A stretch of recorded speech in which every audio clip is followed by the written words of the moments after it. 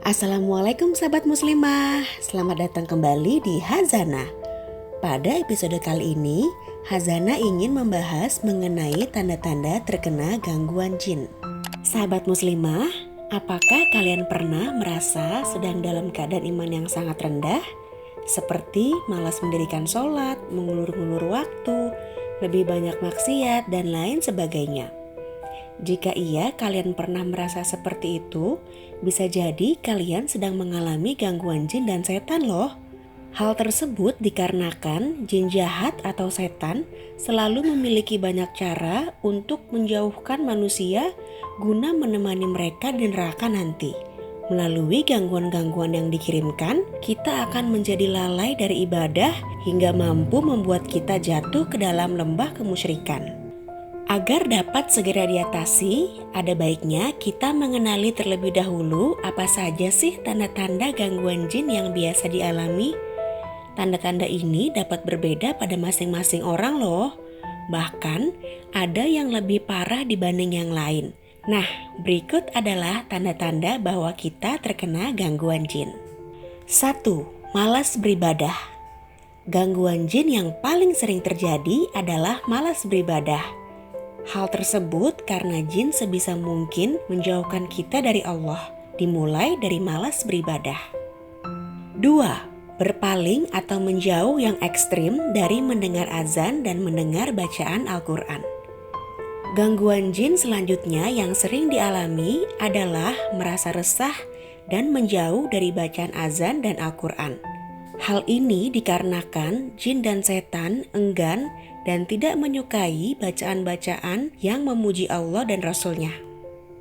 3. Sering pingsan, tidak sadar, kejang atau kesurupan, atau jatuh saat dibacakan ayat-ayat Al-Quran padanya. Pada kasus yang lebih parah, seseorang yang terkena gangguan jin dapat mengalami kesurupan hingga pingsan saat mendengar ayat-ayat Al-Quran dibacakan. 4. Banyaknya melihat hal-hal yang menakutkan atau sering bermimpi buruk. Tidak jarang jin akan menampakkan diri mereka di hadapan orang yang diganggunya. Penampakan ini bisa dilihat saat keadaan sadar maupun tak sadar. Misalnya bermimpi bertemu dengan jin.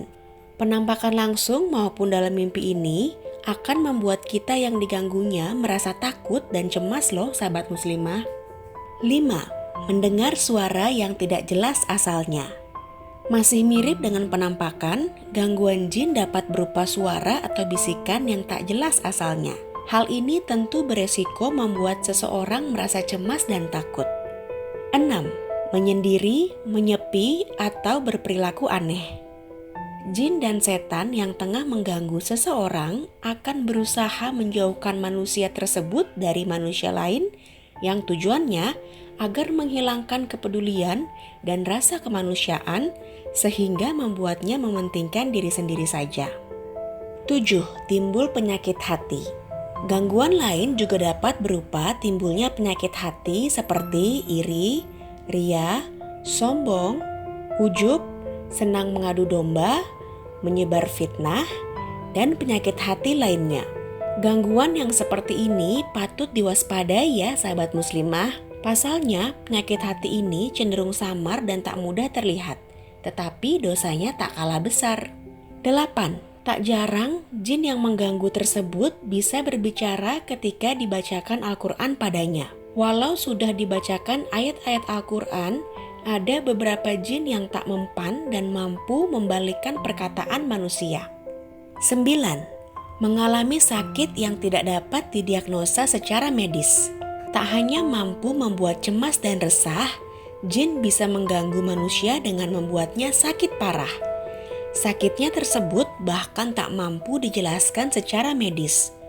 Kerap kali, seseorang merasa sakit, namun setelah diperiksakan ke dokter, tak ditemukan sakit atau gangguan kesehatan apapun. Nah, itulah tanda-tanda saat kita terkena gangguan jin. Ketika sahabat muslimah merasa mengalami satu atau dua tanda-tanda tersebut, maka tak ada salahnya untuk melakukan ruqyah loh.